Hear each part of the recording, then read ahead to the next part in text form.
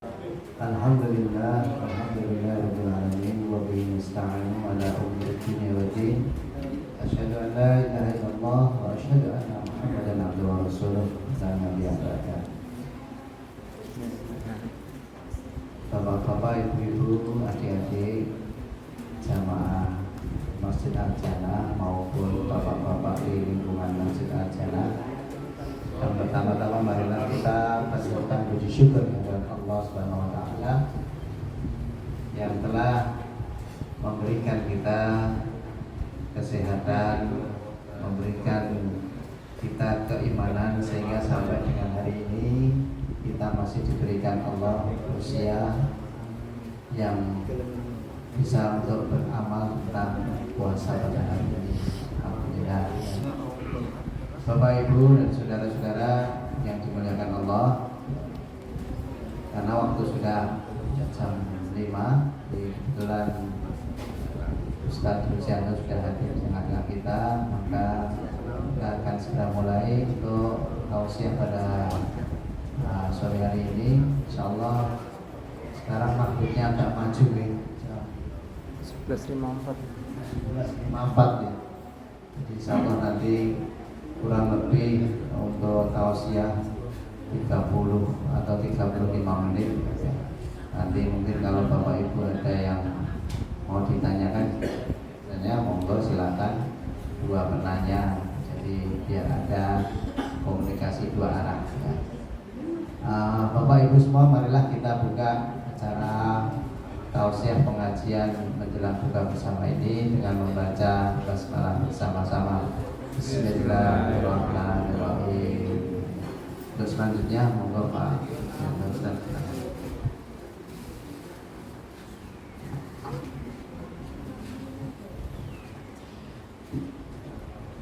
Assalamualaikum warahmatullahi wabarakatuh.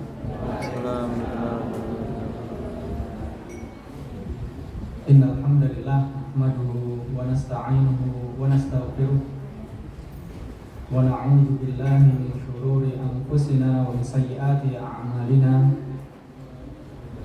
May yahdihillahu fala mudilla lahu wa may yudlil fala hadiya lahu. Asyhadu an la ilaha illallah wahdahu la syarika lah wa asyhadu anna Muhammadan 'abduhu wa rasuluh. Ya ayyuhalladzina amanu ittaqullaha haqqa tuqatih wa la tamutunna illa wa antum muslimun. Wa qala ya ayyuhan nasu ittaqu rabbakum alladzi khalaqakum min nafsin wahidah wa khalaqa minha zawjaha wa batha minhuma rijalan katsiran wa nisaa'a wattaqullaha alladzi tasaaluna bihi wal arham innallaha kana 'alaikum raqiba.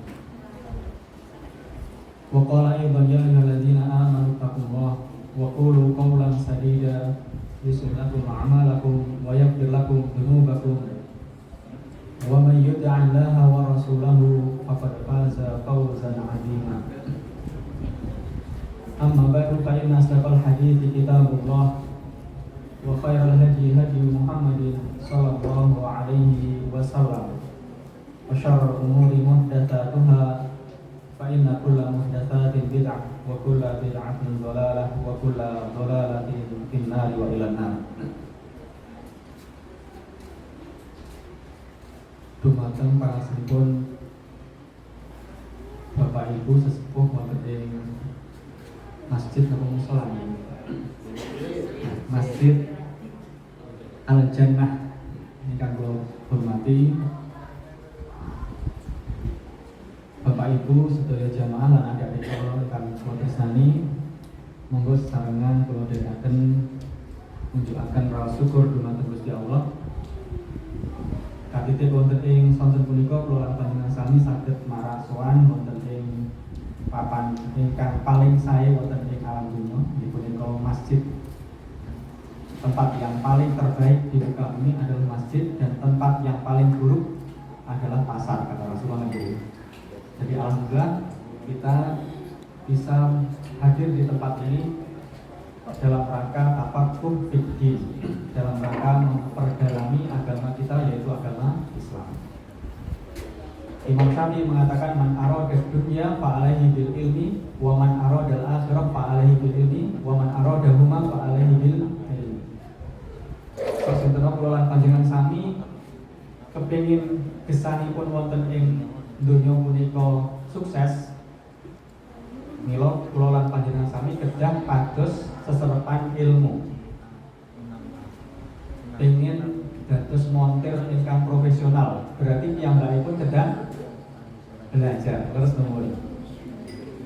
Pengen dados teknisi komputer misalnya, piyambakipun kedah belajar dumateng teknisi-teknisi ingkang langkung senior supados piyambakipun dados teknisi ingkang profesional. Itu masalah dunia. Maka waman aradal akhirah, kata Imam Syafi'i, barang siapa yang menginginkan kebaikan akhirat, fa alaihi bil ilmi, maka dia juga harus mengilmui.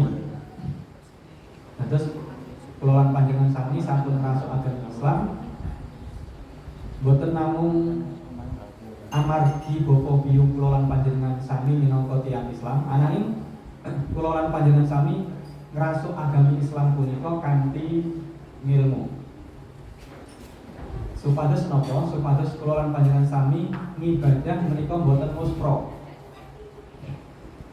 Wa qadimna ila ma amilu min amalin faja'alnahu haba'an mansura. Nanti di akhir akan ditunjukkan ini loh amal salat kamu, ini loh amal puasa kamu, ini loh amal haji kamu mungkin, umroh kamu. Tetapi kata Allah, faja'alnahu haba'an mansura. Akan tetapi amalan-amalan yang sekian banyak yang sudah ditunjukkan oleh Allah itu seolah-olah seperti debu yang berterbangan, sia-sia. Sia-sia. Makanya ketika kita ingin hidup kita bahagia di dunia harus dengan ilmu, di akhirat juga dengan harus ilmu. Kalau kita menginginkan dunia dan akhirat, maka dua-duanya harus mengilmui, baik ilmu dunia maupun ilmu tentang akhirat. Mboten kesupen salam kita katakan dumateng junjungan kula Nabi Agung kula panjenengan sami dipun Nabi Agung Muhammad sallallahu alaihi wasallam, sumrambah dumateng garwa putra para sahabat, para tabi'in, para tabi'in lan sedaya pendherekipun termasuk kula lan panjenengan sedaya mugi-mugi tansah istiqomah anjenipun ngrasuk agama Islam. Bapak Ibu sekalian, boten kraos kula lan panjenengan sami sampun pikantuk sepalik saking perjalanan bulan Ramadan. Maka kita diingatkan oleh Rasulullah lewat hadis dari Abu Ayyub Al-Ansari, an Abi Ayyub Al-Ansari radhiyallahu anhu qala Rasulullah sallallahu alaihi wasallam, idza qumta ila sholatika fasholli kal muwaddi. Rasulullah menasihati Abu Ayyub Al-Ansari, wahai Abu Ayyub, kalau seandainya kamu melaksanakan sholat, mengerjakan sholat, kata Abu Ayyub, mohon maaf ada yang terlewat, alimni wa ujiz. Wahai Rasulullah, tolong aku diberikan sesuatu ilmu, tetapi secara ringkas saja, kata Abu Ayyub. Kemudian Rasulullah mengatakan, idza qumta ila sholat, ketika Abu Ayyub meminta kepada Rasulullah untuk mengajarkan suatu ilmu agar ilmu yang singkat, yang ringkas itu bisa diamalkan, kemudian Rasulullah mengatakan, idza qumta ila sholat, wahai Abu Ayyub, kalau seandainya kamu akan melaksanakan sholat, fasholli kal muwaddi, maka sholatlah seperti orang yang setelah itu tidak akan pernah sholat, alias meninggal dunia. Tiang ingkang badhe itu menawi kula lan panjenengan sami mangertos bilih benjang-enjang kula lan panjenengan sami sampun dipun umumaken wonten ing masjid punika. Innalillahi wa inna ilaihi raji'un. Biasanipun swanten menika langkung dipun midhangetaken dening sedaya tiyang nggih. Terus nomor katimbang adzan. Azan yang ditunggu-tunggu ketika puasa hanya maghrib saja. Tapi innalillahi wa inna ilaihi raji'un ini mau diumumkan pagi hari, malam hari, sore hari pasti akan misalnya pun yang baik pun nembe mirsani sinetron sinetronnya di apa? Dicilik ke suaranya gitu. Tapi kalau adzan ya biasa saja. Gitu terus. Kalau suara adzan ya biasa saja. Kita tidak kemudian inilah bahwasanya mengingatkan kita bahwasanya kematian itu akan menimpa kepada kita masing-masing. Hanya kita itu menunggu giliran. Kemarin sore kalau nggak pagi itu ada salah satu anak SMA sini yang meninggal dunia menabrak pohon itu. SMA pengasih pakai tosa. Kemarin mungkin ibunya, anaknya hanya 2, yang satu sudah menikah, yang satu masih SMA satu mungkin pengasihnya. Alat-alat drum band, mengambil alat drum band, kemudian dia itu jarang pakai motor tosa, kemudian ya karena gasnya itu kan berat, kemudian mungkin nggak terbiasa akhirnya nabrak pohon, kemudian dengan wasilah itu dia meninggal dunia. Mungkin secara dohir dia masih muda, masih belia gitu ya, tetapi Allah ternyata mengambil rezeki dia di hari kemarin, menunjukkan namanya kematian itu kita tidak mengetahuinya. Bisa ketika kita dalam keadaan sehat, tapi gara-gara mungkin kecelakaan atau mungkin karena sakit apa gitu ya, kemudian mendadak meninggal dunia. Dan itu mudah bagi Allah Subhanahu wa Ta'ala. Maka yang terpenting bagi kita adalah senantiasa mempersiapkan diri. Maka kata Rasulullah menasihati Abu Ayyub tadi, kalau seandainya kamu akan mengerjakan sholat, maka anggaplah sholat itu adalah sholat yang paling terakhir yang akan kamu lakukan. Setelah itu sholat berikutnya sudah diumumkan innalillahi wa inna ilaihi raji'un. Kalau kita merasa sholat kita itu, sholat asar tadi kita itu adalah sholat terakhir kita sholat, dan maghrib sudah kita terbujur kaku gitu ya, otomatis sholat asar tadi itu adalah sholat perpisahan. Dan tentunya ketika kita tahu sholat asar tadi adalah sholat perpisahan bagi kita dengan dunia, pasti kita akan lebih bersungguh-sungguh untuk menjalankan sholat. Termasuk ketika kita mendapati bulan Ramadan ini, kemudian kita tahu bahwa Ramadan ini adalah Ramadan yang terakhir bagi kita, tantunipun pripun bagus. Tantunipun anggenipun tidak akan ibadah wonten ing wulan siang punika boten namung sekedar meninggalkan makan, minum, dan sesuatu yang membatalkan puasa, akan tetapi kita akan berusaha semaksimal mungkin untuk meraih pahala yang sebanyak-banyaknya. Dan perlu kita ingatkan bahwasanya kita sudah, tadi saya di awal, kita sudah di separuh perjalanan dari bulan Ramadan. Di depan kita ada malam Al-Qadar. Malam Al-Qadar. Dalam sepanjang tahun, bulan yang terbaik adalah bulan Ramadan. Dan di dalam satu bulan Ramadan ada 10 hari terbaik, yaitu 10 hari terakhir. Di dalam satu pekan ada hari yang terbaik, yaitu hari Jumat. Hari Jumat, dinten Jumat menika dinten ingkang paling sae. Mila Kanjeng Nabi Muhammad ngendika, bilih sok sinten kula lan panjenengan sami tilar donya, khususipun tiyang muslim tantunipun nggih. Tantunipun tiyang muslim tilar donya wonten ing dinten Jumat, piyambakipun badhe dipun bebasaken saking fitnah kubur. Fitnah kubur itu pertanyaan kubur, man rabbuka wa madinuka wa manir rajul ladzi bu'itsa fikum gitu ya. Jadi seorang muslim ketika meninggal dunia di hari Jumat, dia tidak akan ditanya tentang 3 hal itu. Pertanyaan kubur sudah tidak ditanya lagi. Kalau orang munafik, orang kafir ya tetap akan ditanya. Tetapi kalau seorang muslim, maka dia akan dibebaskan dari fitnah kubur. Maka berbahagialah kalau seandainya Bapak Ibu sekalian itu nanti dipanggil oleh Allah di hari yang terbaik, yaitu hari Jumat. Dan itu insya Allah bisa kalau kita senantiasa berdoa kepada Allah, minta untuk diwafatkan di hari Jumat. Ada teman saya, Mas Nur Salim namanya, Mas Nur Salim. Ya selalu kalau ketemu dengan saya selalu ngomong, tolong kula didongaaken supados kula mugi-mugi tilar donya wonten ing dinten Jumat. Ternyata betul waktu itu saya khutbah Jumat di Masjid Albana Jogoyudan. Ketika turun dari setelah sholat Jumat saya didekati oleh Pak Sigit yang samping Masjid Albana itu. Nah, Mas Nur Salim meninggal. Mas Nur Salim. Setahu saya yang sakit parah itu ibunya. Yang sakit parah sudah bertahun-tahun itu ibunya. Makanya saya bertanya berulang-ulang. Mas Nur Salim atau ibu pun? Mas Nur Salim. Saya ulang lagi sampai saking nggak percayanya.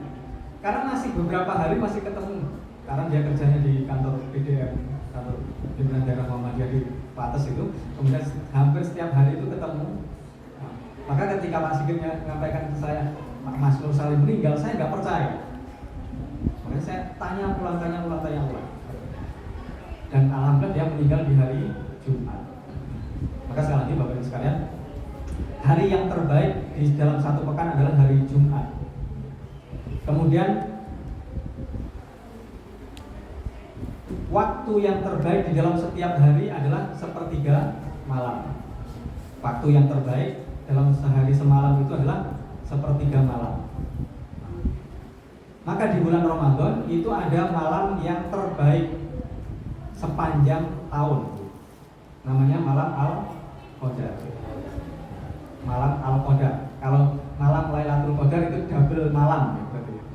Nah, Lail itu malam, kalau malam Lailatul Qadar berarti malam Qadar. Ya. Maka yang betul adalah malam Al-Qadar. Kalau mau mengatakan Lailatul Qadar ya Lailatul Qadar saja. Ya. Bukan malam Lailatul Qadar. Jadi double.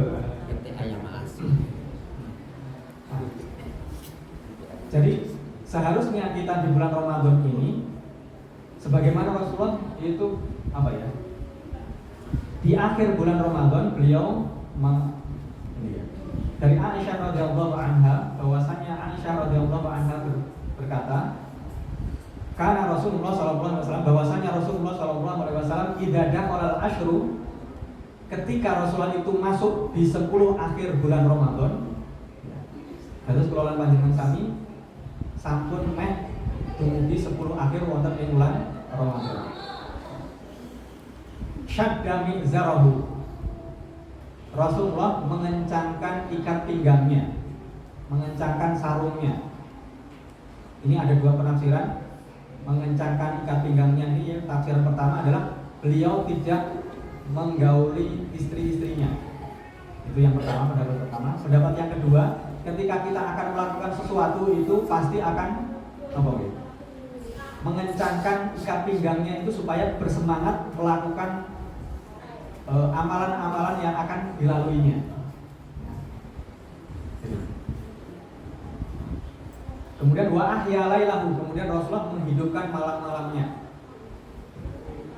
Dan terus Kanjeng Nabi Muhammad nalika 10 akhir wonten ing bulan Ramadan, piyambakipun apa Bapak sekalian? Menghidupkan malam harinya. Dan terus piyambakipun nalika salat tahajud, menika salat tahajudipun sampun dalu. Di Saudi, kalau kita melihat di Saudi itu ada 2 sesi ya, ketika salat tarawih. Kalau bagi yang sudah pernah umroh di bulan Ramadan, dan kata Rasulullah kalau orang itu bisa umroh di bulan Ramadan itu sama dengan nilai pahala haji bersama Rasulullah SAW. Makanya kalau kita melakukan umroh di bulan Ramadan itu biayanya mahal sekali. Apalagi di akhir-akhir bulan Ramadan itu mahal sekali. Karena Rasulullah mengatakan tadi, kalau kita menunaikan umroh di bulan Ramadan maka kita akan mendapatkan pahala sebagaimana berhaji bersama Rasulullah SAW. Di Saudi, baik di Masjidil Haram maupun Masjid Nabawi, itu kalau sholat lail atau sholat tahajud atau sholat tarawih itu 2 sesi. Sesi pertama itu setelah Isya langsung sholat tarawih, kemudian sekitar sampai jam 11 yang dibaca 1 juz. 1 juz 8 rakaat tapi 10 rakaat 10 rakaat tapi 1 juz, 10 rakaat 1 juz.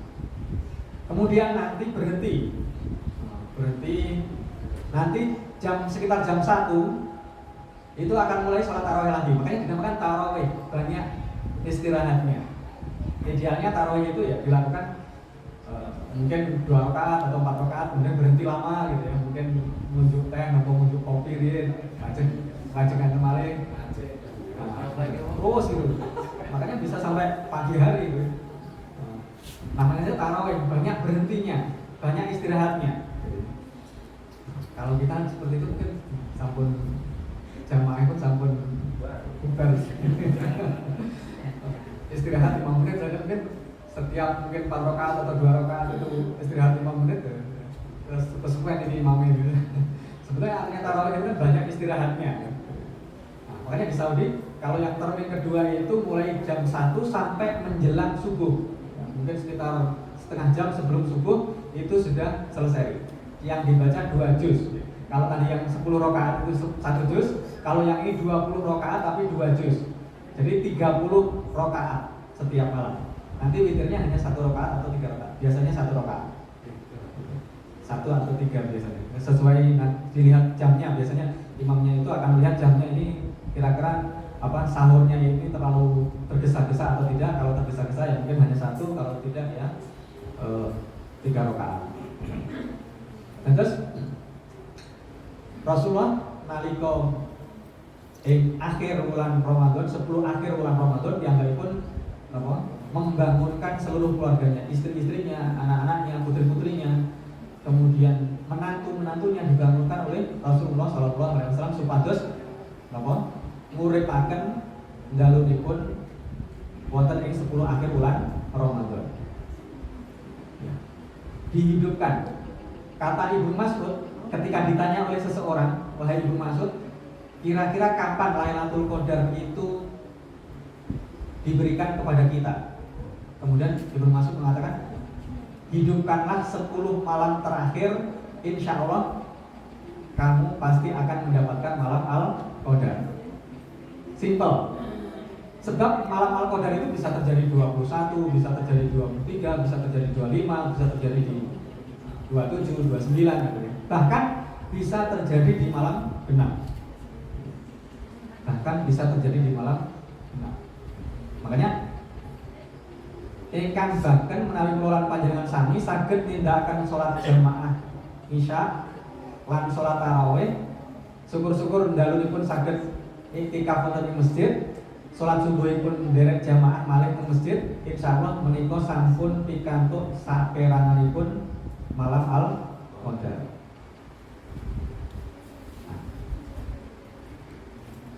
Allah mengatakan di dalam Al-Quran, Inna anzalnahu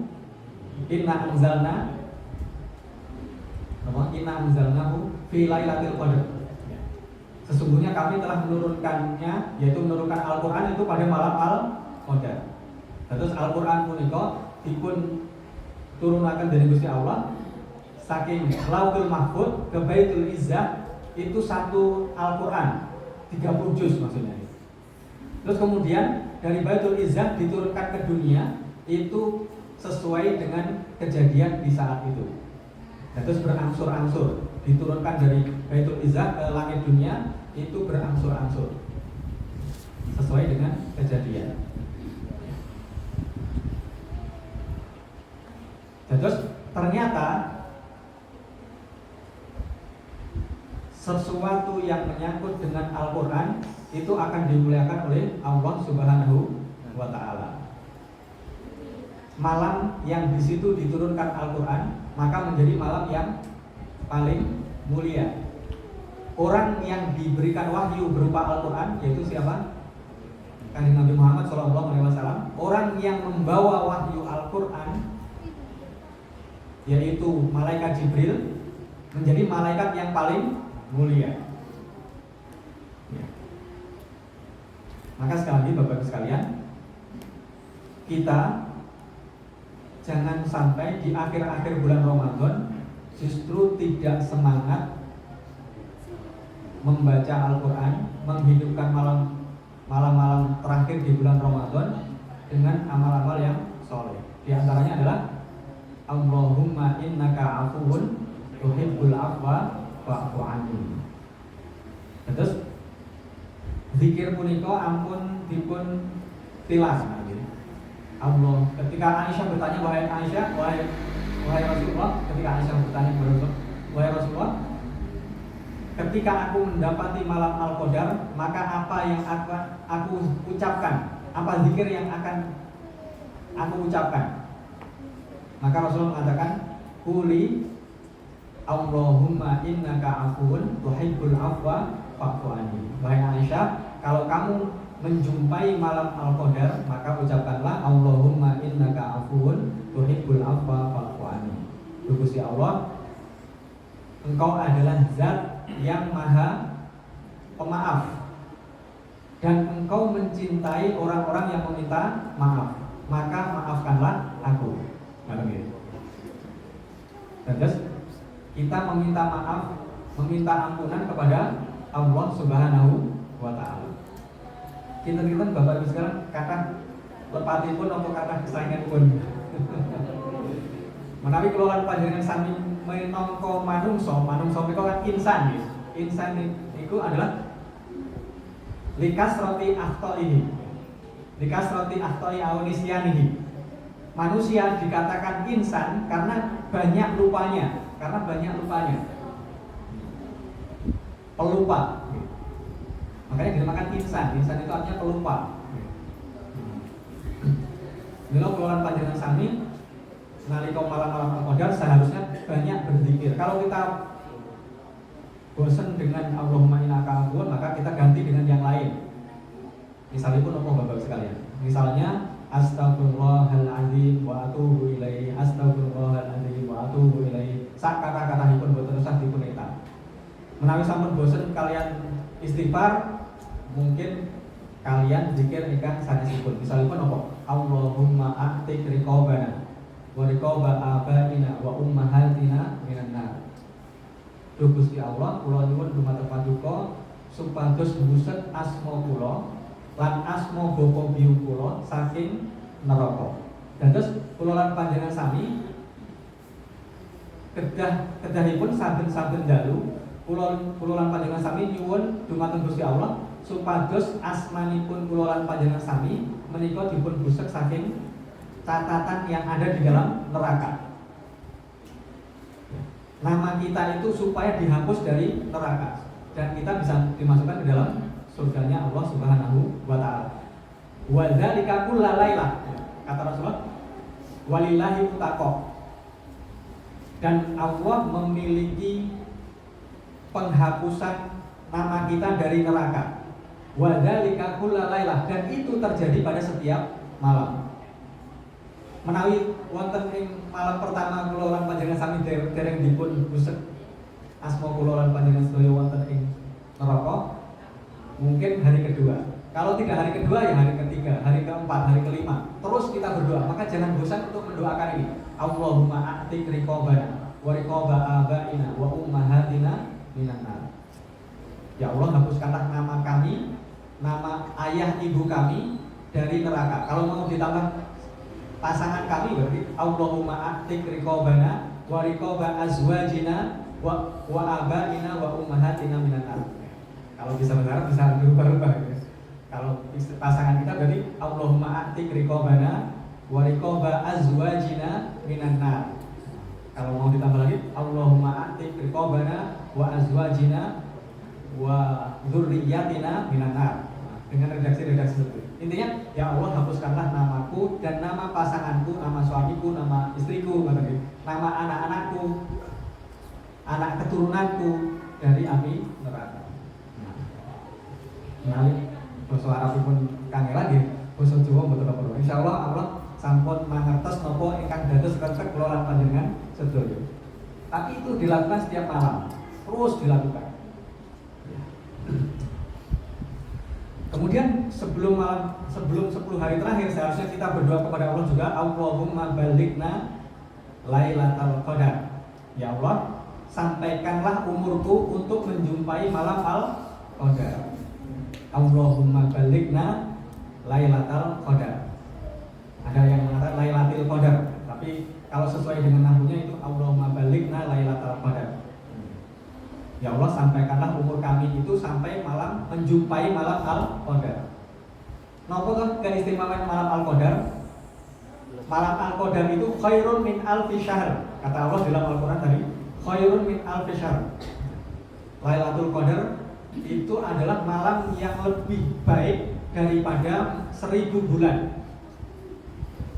Menawi kula lan panjenengan sami dereng tertarik, ya, berarti kita belum bisa menjiwai Ramadan kita. Utsman bin Affan itu kalau melihat kuburan itu pasti menangis gitu Bapak sekalian.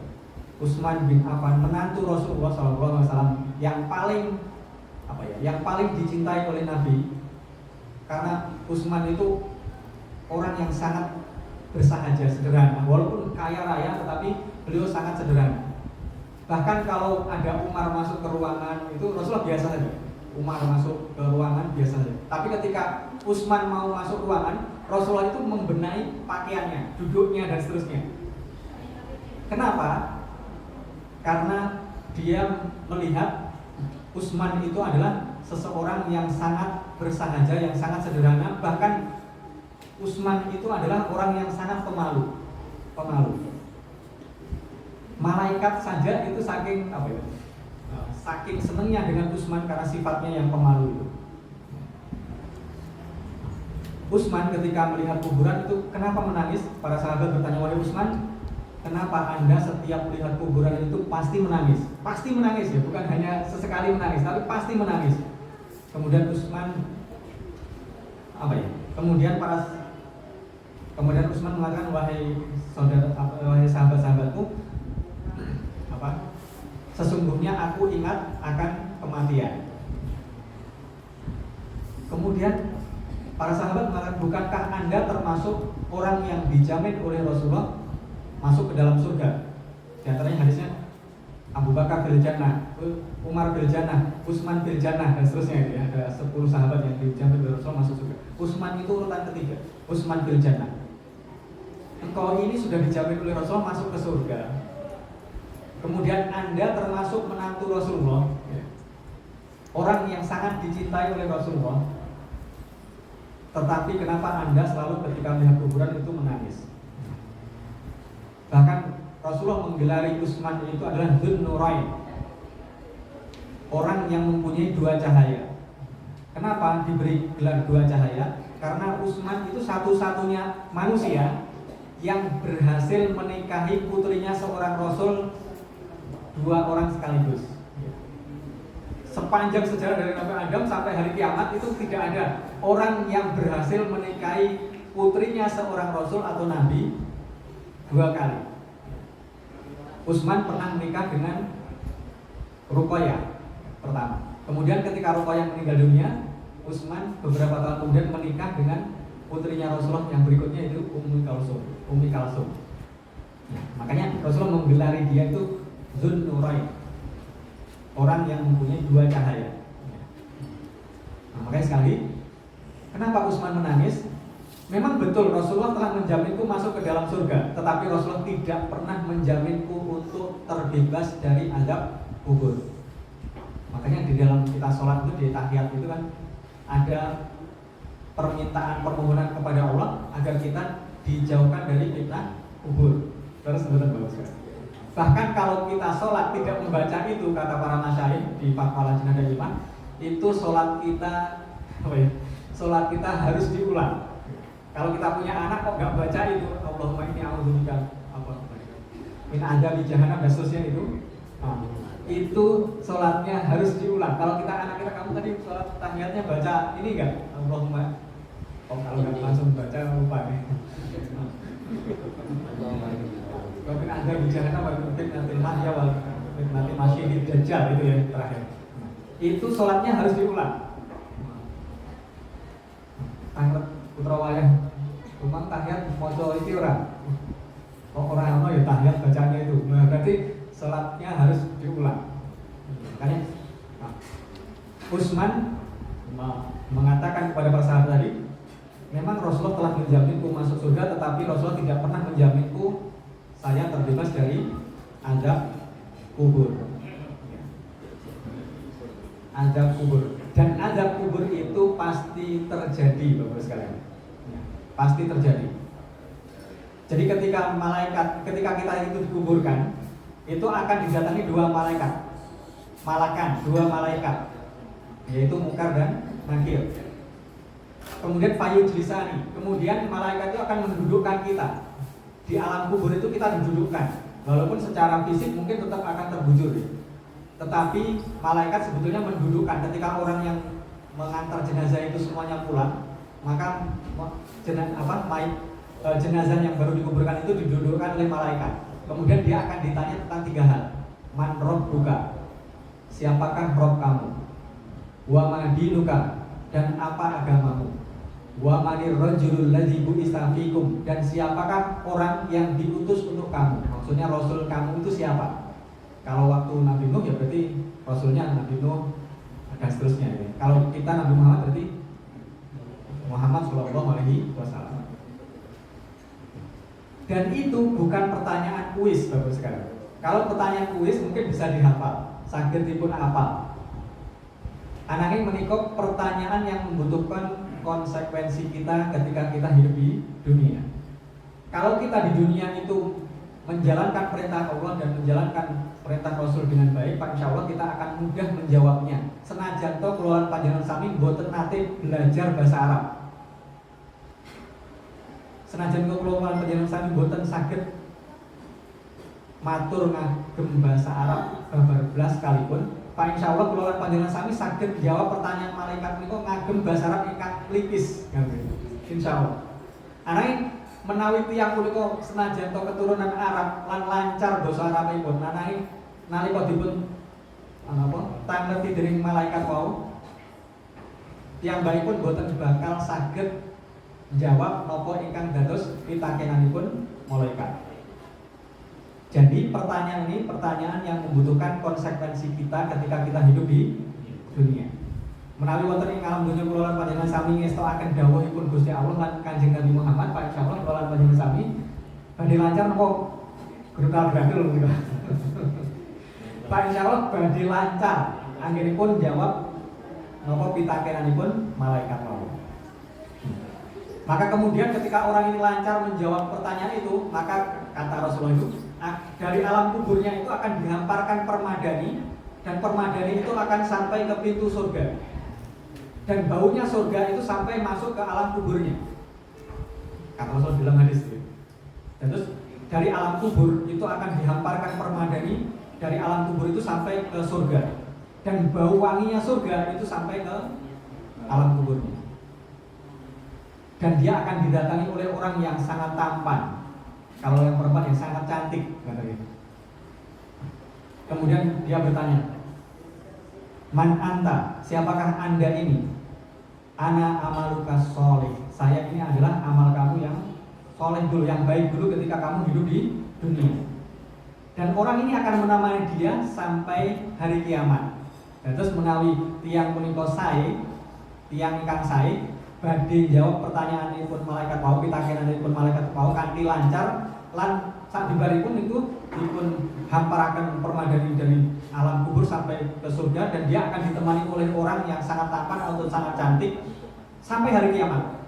Dan seolah-olah itu tidak terasa kalau manten anyar gitu, manten anyar. Nah, itu bapak-bapak kalau simbah-simbah kan nate nikah menawi mas-mas adik-adik itu kan direk. Kalau temanten baru itu kan semalam itu nggak terasa, tahu-tahu sudah subuh. Ya itulah gambaran orang yang ditemani oleh wanita yang cantik atau laki-laki yang ganteng tadi. Nggak terasa menunggu kiamat itu. Makanya kemudian dia mengharap kepada Allah, ya Allah segerakan kiamat, segerakan kiamat. Dia meminta kepada Allah segerakan kiamat. Karena kenikmatan alam kubur sudah dia rasakan. Jadi sudah ditemani oleh orang yang ganteng atau cantik, baunya wangi, dan seterusnya. Sebaliknya ketika orang itu ditanya tentang 3 hal tadi tidak bisa menjawab, dia akan mengatakan la'an. Saya dulu pernah mendengar orang katanya Tuhan saya itu Allah, katanya Rasul saya adalah Muhammad, katanya agama saya itu Islam, katanya. Kemudian ketika dia tidak bisa menjawab pertanyaan itu, dia akan dihimpit oleh bumi, dan tulang-tulangnya akan remuk, kata Rasul. Tulang-tulangnya akan remuk. Makanya orang-orang Ada beberapa kelompok yang tidak mempercayai tentang hadis ini. Katanya kalau di alam kubur itu kalau dia tidak baik akan dihimpit oleh bumi dan tulang-tulangnya roboh. Buktinya ketika digali kuburnya tetap saja sama, tidak ada yang bergeser. Nah, dan itu bukan fisiknya, tapi hakikatnya sebetulnya di bumi ini akan menghimpit dia. Nah, dan kemudian dia akan didatangi oleh orang yang sangat buruk rupanya, busuk baunya, pakaiannya compang-camping, kata Rasul. Pakaiannya compang-camping, buruk, baunya tidak sedap. Nah, dia akan menemani dia di alam kuburnya. Makanya dia bertanya, "Man anta? Siapakah Anda ini?" "Ana amalukal khabis." Saya ini adalah amal kamu yang buruk dulu di dunia. Ya. Kemudian dihamparkan permadani dari neraka sampai alam kuburnya. Dan baunya aroma neraka itu sampai alam kuburnya. Menunjukkan bahwasannya siksa kubur itu ada, betul sekali. Maka berlindunglah dari siksa kubur. Di antara yang ada siksa kubur adalah kalau kita kencing itu tidak menjaga percikan air kencing kita. Gitu ya. Kata Rasulullah itu ketika melewati dua kuburan, kemudian Rasulullah mengatakan kepada para sahabat, sesungguhnya dua kuburan ini mereka sedang diazab oleh malaikat.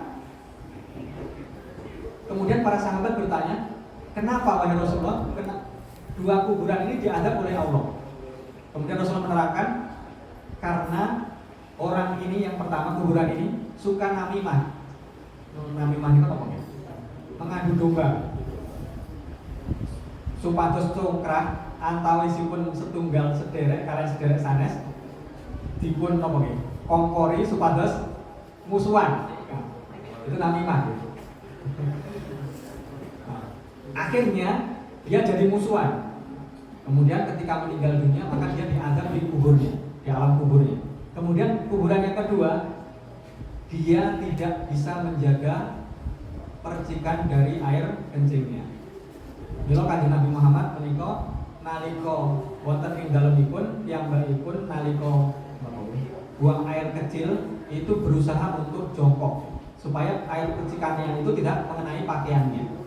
Tetapi ternyata Rasulullah pernah ketika melakukan safar, pernah Rasulullah itu kencing sambil berdiri. Berarti menunjukkan dua-duanya itu pernah dilakukan Rasulullah. Tetapi Aisyah selama menikah dengan Rasulullah itu tidak pernah melihat Nabi itu kencing sambil berdiri, mesti sambil jongkok. Tapi ketika di luar ternyata Rasulullah pernah kencing sambil berdiri dan ditutupi oleh para sahabat, dikelilingi oleh para sahabat supaya auratnya tidak nampak. Menunjukkan kencing sambil berdiri ternyata Rasulullah juga pernah melakukan. Tetapi alangkah baiknya kalau kita mencontoh yang sambil duduk saja, sambil duduk saja. Nah, supaya apa? Supaya percikan airnya itu tidak mengenai pakaian kita atau tubuh kita, kemudian menjadikan sholat kita tidak sah karena kena najis. Nah, terus monggo sami-sami napa nggih? Sebelum datangnya ajal, kita harus mempersiapkan amal soleh. Amal soleh sak kata itu. Mungkin cekap semanten Bapak sekalian menawi wonten pangundutan pirsa monggo tadi sempat disampaikan kalau ada pertanyaan monggo. Assalamualaikum warahmatullahi wabarakatuh.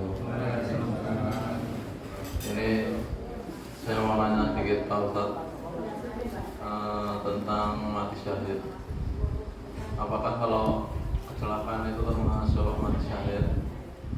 Terus kalau iya, kalau yang orang yang memabukkan itu terus kecelakaan apakah juga termasuk mati syahid?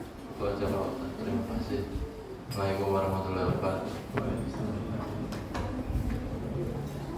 Matur suwun, awet pangundutan pirsa Mas Gati. Ini yang ingkang situ kecelakaan.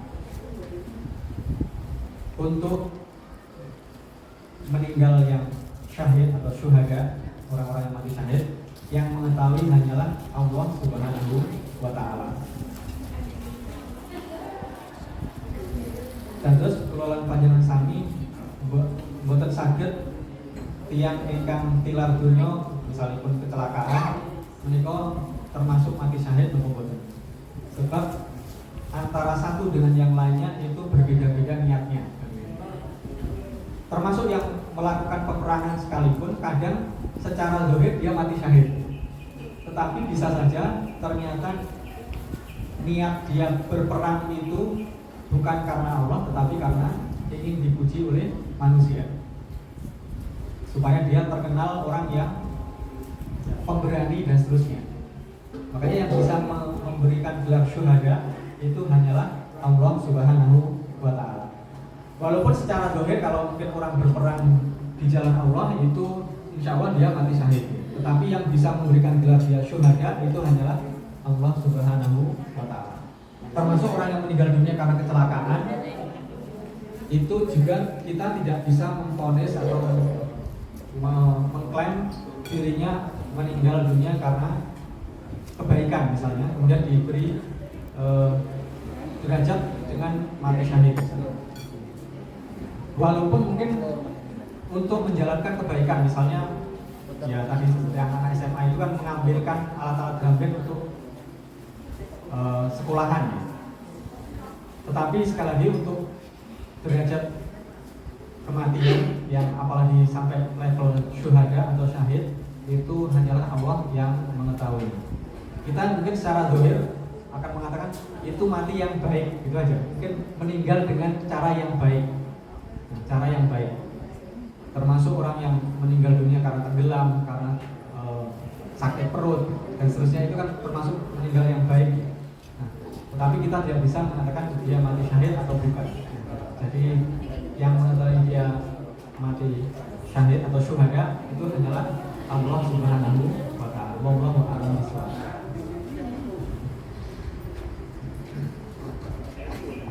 Masih ada 3 menit tanya, nanti pas untuk pertanyaan lagi. Dari ibu ada Bu? Ampun di sini. Intinya yang kita sampaikan tadi sebagaimana sabda Rasulullah, innamal a'malu bil khawatim. Sesungguhnya amalan itu dilihat dari akhirnya, akhir dari sebuah amalan tersebut.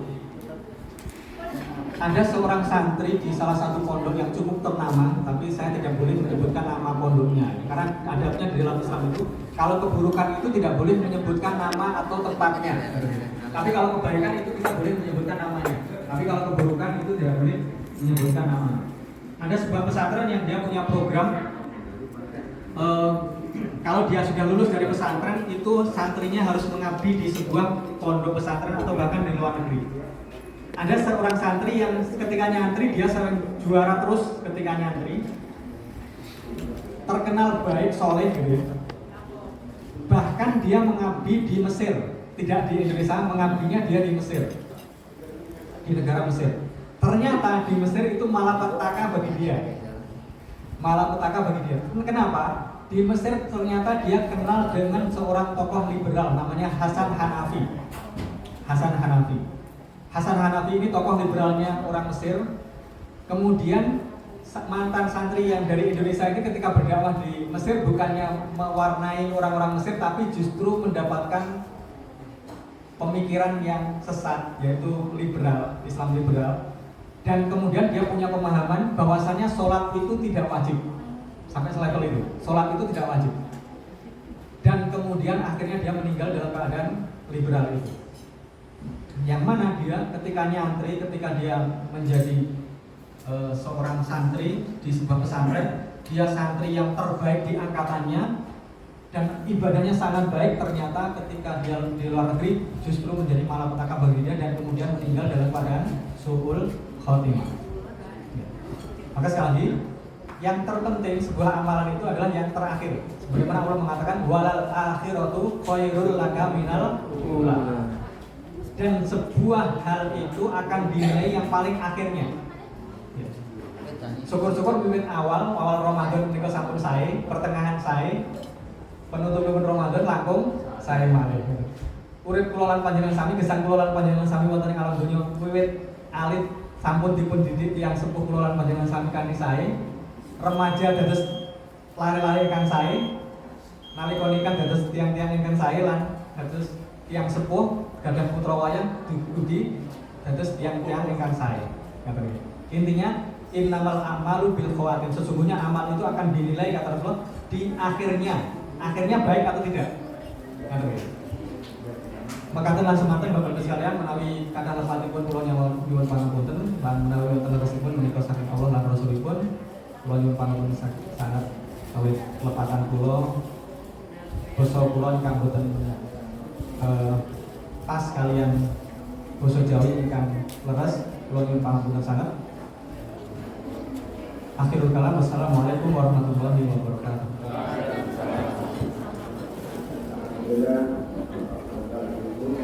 Segera kita buka bersama dengan membaca doa yang sudah dihafal sendiri-sendiri. Monggo. Bismillahirrahmanirrahim. Allahumma lakasumtu wa bika amantu wa ala rizkika asabtu bi rahmatika ya arhamar rahimin.